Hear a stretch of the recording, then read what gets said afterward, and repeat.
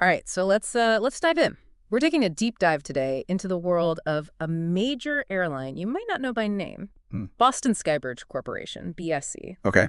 But you've probably flown on one of their airlines. Oh, interesting. And we're going to use some pretty cool sources to unravel their story. Okay. We've got historical articles, airline records, and even a documentary called The Soaring Legacy. Wow. And our mission today is to uncover how BSC, how they became this aviation powerhouse that they are today. I'm excited. We'll look at how they grew, those big acquisitions, and even there's a little bit of romance with the founders, the Hopefields. Okay. So what's fascinating to me about BSC is that it's not just about the planes and the routes. Yeah. It's about strategic brilliance, knowing when to jump on an opportunity and sometimes even outsmarting those big players in the industry. I like it. I like it. So, okay, let's rewind the clock way back to 1949. All right. Post-war America, optimism is in the air, and enter Terry and Linda Hopefield. Okay. They founded PB Airlines. Which is the foundation of... The very foundation of BSC. Gotcha. So Terry, the pilot, he becomes the CEO. Makes sense. And Linda, who had a fantastic eye for design, she headed up aircraft and fleet management. Interesting. So you can really see her influence right from the start. Oh, yeah. Those early PB Airlines planes sported a really distinct livery. Okay. White, pink, and purple. Bold. Bold choice, right?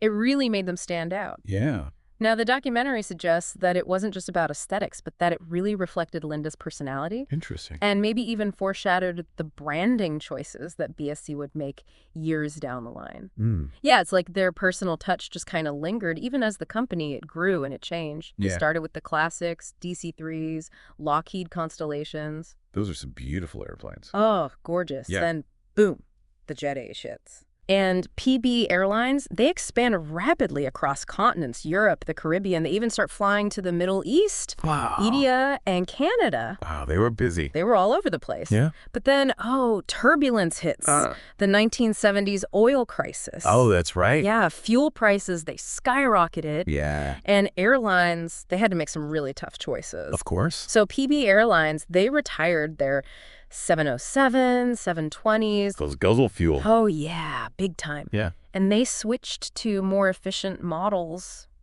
from different manufacturers. Interesting. So they diversified their fleet? Exactly.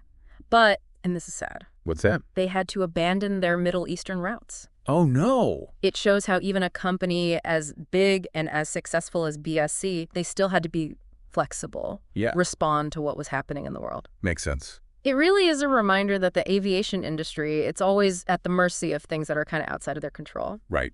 But they kept pushing forward. Come on. PB Airlines, they kept going. And this is where things get really interesting. I'm ready. Acquisitions. So in 1986, they have this legal battle with People's Express over Provincetown Boston Airways. PBA. Now, here's the thing. PB Airlines didn't actually own the full rights to their name at that time. What? Yeah, they had an agreement with PBA to use it. Oh. So it was a bit of a technicality. Interesting. But it turned into a strategic win for PB Airlines. How so? So People's Express, they tried to buy PBA. Okay. And PB Airlines, they sued, arguing that this purchase, it would force them to rebrand, which would be really expensive. Smart. And the courts, they sided with PB Airlines. No way. And they ended up acquiring PBA themselves in June of '86. Wow. What a turnaround. Talked about turning the tables. They took a potential threat and flipped it into an opportunity to grow. That's impressive. And this was just the beginning. Really? Oh, yeah. Their acquisition spree was just getting started. Wow. They saved New York Air from bankruptcy, which later got absorbed into Jetway. Right. Then, 1995, they fully acquired Jetway. Wow, they were busy. They were on a roll. But these weren't just random buys. Right. These were strategic moves. Okay. To really solidify their presence in key markets. Gotcha. So each acquisition, it brought them closer to becoming that giant that we know as BSC today. I see. And remember Linda Hopefield. The one with the bold colors. That's the one. Her love for bold colors, it didn't go away. Okay. Even after she and Terry left the company, Yes. her influence, it remained. Interesting. In 1997, PB Airlines unveils this new livery. Okay. And it's strikingly similar to TWA's final design. Purple, pink, and black. I like it. It's a good look. Yeah. And get this, Terry. even though he wasn't with the company anymore, Yeah. he co-piloted the inaugural flight for this new livery. No way. A 757 from Boston to LA. Oh, that's amazing. It just shows how connected they were to this airline they built. Yeah. But a big year is coming up, 2001. 9/11. Right? It shook the aviation world. Of course. And PB Airlines, they saw an opportunity in all this chaos. They set their sights on TWA. TWA. Now, TWA, they were already being absorbed by American Airlines. Right. But PB Airlines, they swooped in with a whopping $600 million offer. Wow. Outbidding American by $100 million. That's bold. It was a bold move, and it led to the birth of Boston's Skybridge Corporation as we know it today. Wow. So why were they willing to pay so much? Well, you got to think, TWA had really valuable assets. Yeah. Especially their transatlantic routes and their iconic brand recognition. Of course, everyone knows TWA. So PB Airlines might have seen acquiring TWA as a faster way to expand internationally compared to building those routes themselves. That makes sense. Yeah, it wasn't just about the planes. It was about getting a foothold in that, lucrative transatlantic market and establishing themselves as a global player. I see. This single move, it propelled them onto the world stage. It's a power move. It really is. Yeah. So the merger, it combined their strengths. Okay. You had PB Airlines, dominant on the northeast and southwest coasts, and TWA with their hubs in key cities, St. Louis, Denver, and of course their strong presence in New York and Los Angeles. Right. But this wasn't just about merging routes, it was about creating a new identity. Yeah. So 2004, Right. they co-found the Atlantis Alliance. What's that? This wasn't just marketing. This was a strategic alliance. Right. PB Airlines, TWA, and Jetway, all under that BSC umbrella. And it was focused on international cooperation and route connectivity. So working together to build a global network. Exactly. A prime example of BSC playing the long game. Interesting. They weren't just thinking about immediate profits. Right. They were building a foundation for sustained growth. I see. But their acquisition journey, it wasn't over yet. Who's next? 2012, they set their sights on a struggling European airline, Le Monde. Le Monde, okay. And its American subsidiary, Le Monde America. Yeah. They acquired a 51% stake in both. Effectively bringing them into the BSE fold. Exactly. And this is where we see those threads from the past. They come back in. Oh, yeah. Remember that sleek black livery with those purple accents that PB Airlines adopted? Yeah. Well, that was actually inspired by some of Linda Hopefield's early concept designs. Wow, so even years after she left. Years after she left. Her vision is still shaping the brand. It's remarkable, right? How those early design choices, they resonated even as the company grew into this global conglomerate. It's pretty amazing. But as we'll see, not all of BSC's ventures, they weren't all smooth landings. Oh. Remember that legal battle with People's Express back in the 80s? Yeah, the one over the name. That's the one. Well, their paths crossed again. Oh, no. And this time, it didn't end so well. But we'll get to that in a bit. Okay. But before we dive into that second encounter with People's Express, let's talk about another one of BSC's bold moves. Okay. Their acquisition of ATA Airlines. ATA? Yeah, this seemingly minor purchase, it actually reveals a lot about their long-term vision. Okay, I'm intrigued. This is where BSC's strategy gets really interesting. They acquired ATA Airlines in 2007. Right? It seemed like a pretty minor move at the time. Yeah. They merged it into TWA. Yeah. And then silence.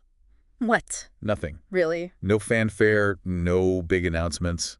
That's weird. It left a lot of analysts, scratching their heads. It's like, what are they doing with this? Exactly. Like, they tucked it away in their back pocket, waiting for the right moment to play it. Yeah, exactly. And the rumors? Who tell me? They're juicy. Okay. Some people think BSC is going to relaunch ATA as like a Hawaiian airline. Oh, that would be a smart move. Right. Yeah. The Hawaiian market. Yeah. It's dominated by a few big players. Yeah. There's definitely room for someone to shake things up. For sure. BSC, they have the resources. The expertise. Yeah. They could make a really strong contender. And ATA already has that brand recognition, right? Exactly. People remember them. Yeah. And they could use their route network. Potentially. Imagine, like a BSC-backed airline.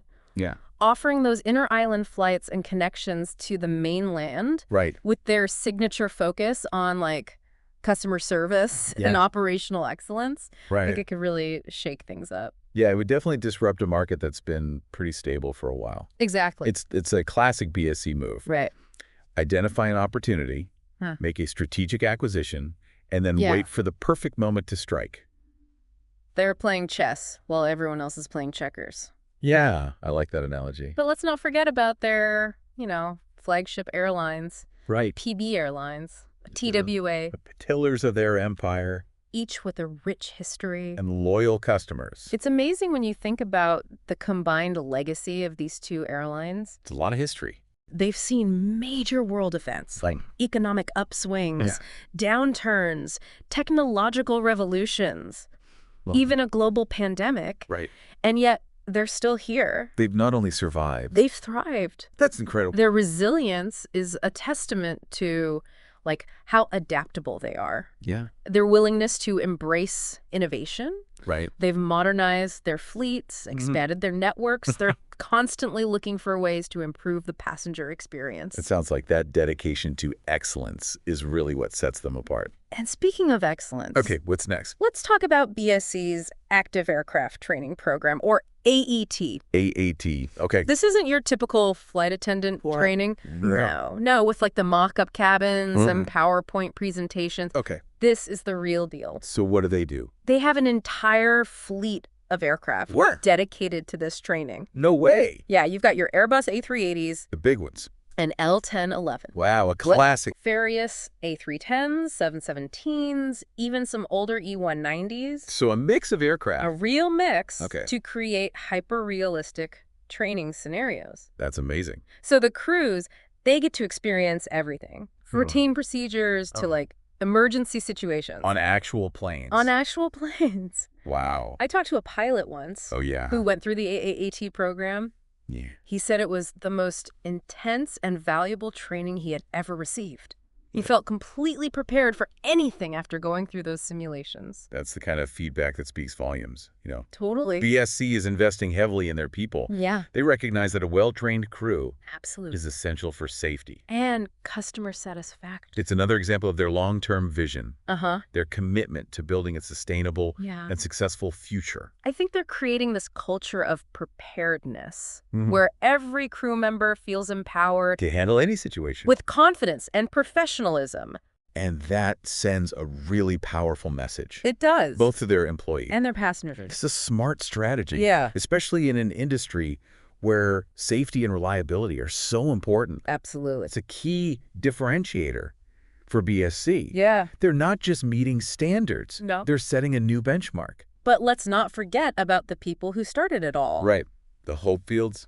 Terry and Linda. What story? It's a classic tale of entrepreneurial spirit. Yeah. It reminds us that even the biggest companies, they start with a dream.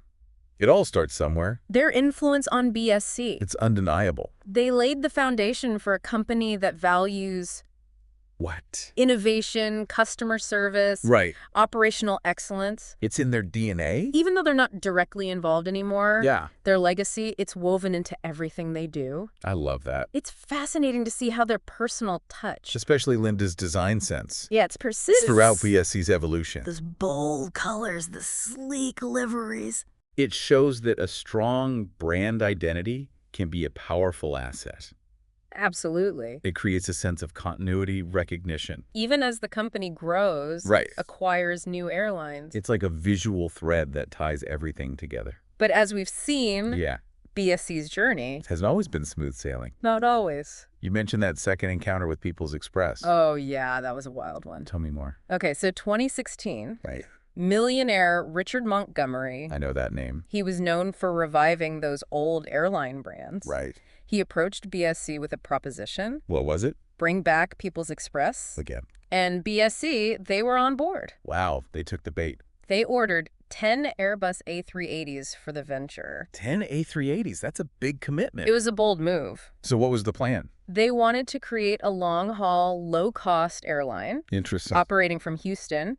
And using BSC and United Airlines hubs worldwide. Wow. Ambitious. Essentially, they were betting on this market segment that didn't really exist. What was that?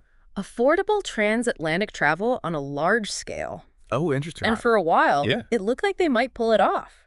Really? People's Express even had a successful holiday season in 2019. Wow, so what happened?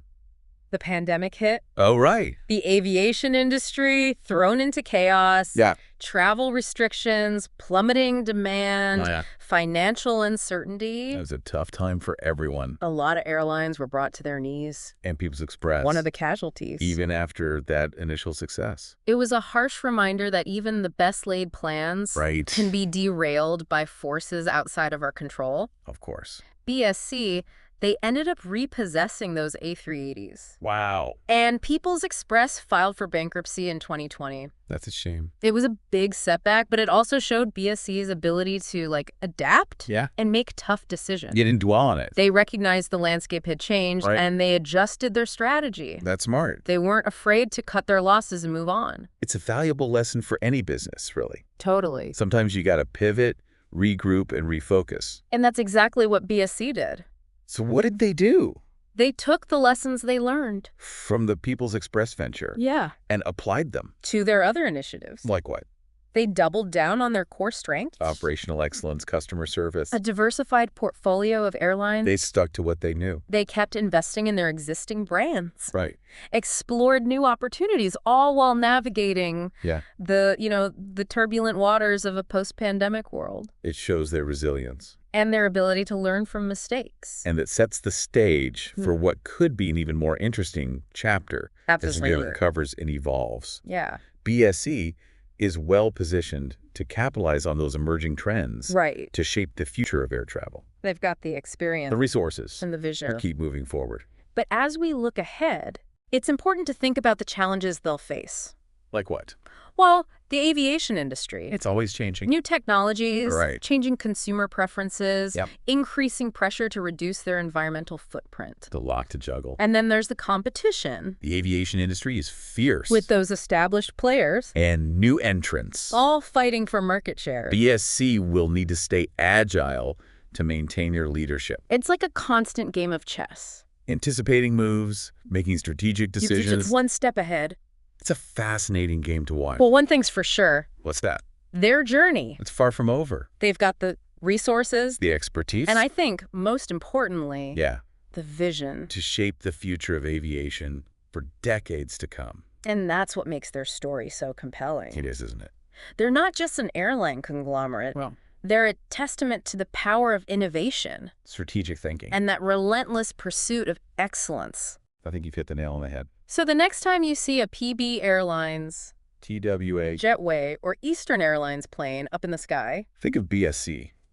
Think of Boston's Skybridge Corporation. They're the force behind those wings. Quietly shaping the way we travel. And connect with the world. It really makes you wonder, how will they use all that? How will they navigate this industry to not just survive, but to thrive in the coming years? I mean, that's the question, right? That's what keeps all those industry analysts, up at night. Up at night, wondering. Yeah, what's BSC going to do next? Exactly. And it's what makes them such a fascinating case study, Yeah. They have this really interesting mix of legacy carriers, like your PB Airlines and your TWAs, offering that, familiar full-service experience. Right. But then they've also got these ventures into these niche markets. It's like they're hedging their bets, recognizing that the future of aviation, it's not going to be one size fits all. You've got Eastern Airlines going for that long-haul, low-cost traveler, potentially this Hawaiian airline in the works. Right, and who knows what else is coming. Who knows what they're cooking up? Exactly, and it's that willingness to experiment.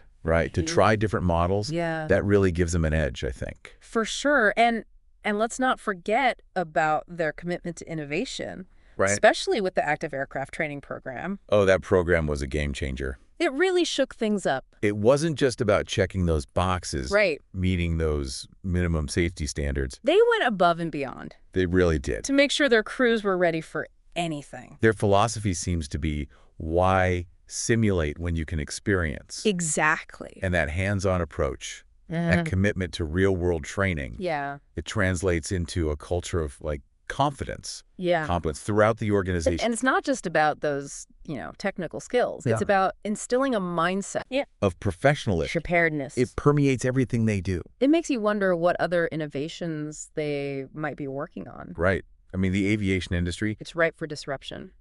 Technologies are evolving so quickly. Yeah. Passenger expectations are changing constantly. So what could be next for them? Right. I mean, could they be exploring sustainable aviation fuels? Oh, interesting. Advanced air mobility solutions?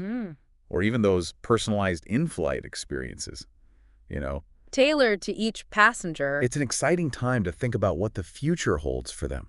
It really is. They've shown us they're not afraid to push those boundaries. Challenge the status quo. But of course, it's not all going to be easy. Of course not. They face those same headwinds as every other airline. Right. economic volatility. Geopolitical uncertainty. The pressure to be more environmentally friendly. It's a lot. And then there's the competition. Always. They've got to stay agile, adaptable. Stay on top. It's a constant game of chess. Anticipating those moves, making strategic decisions. Staying one step ahead. It's a fascinating game to watch. It really is, but one thing's for sure. Okay. Their journey is far from over. I think you're right. They have the resources. The expertise. And maybe most importantly, What's that? the vision to keep shaping the future of aviation. For years to come. That's what makes the story so compelling. It's inspiring, in a way. It is. They're not just an airline conglomerate. Yeah. They're a testament to the power of innovation. Strategic thinking. And that relentless pursuit of excellence. He said it. So the next time you see a PB Airlines, TWA, Jetway, Eastern Airlines plane, up in the sky. Think of Boston Skybridge Corporation. The force behind those wings, quietly shaping the way we travel, the way we connect with the world. It's good. This deep dive, it's been a whirlwind. It has. We've looked at BSC's history, those strategic moves, and their ambitious plans for the future. It's been a journey. But the real takeaway here, What's that? they embody innovation, resilience, and that commitment to pushing the boundaries in this industry. They really do. So we encourage you to, check out those resources we mentioned. The articles, the records. That documentary. The Soaring legacy. Discover the nuances of their story yourself. Yeah, do your own deep dive. And who knows, maybe you'll be inspired to take your own deep dive into something that, fascinates you. That's what it's all about. Until next time, happy flying.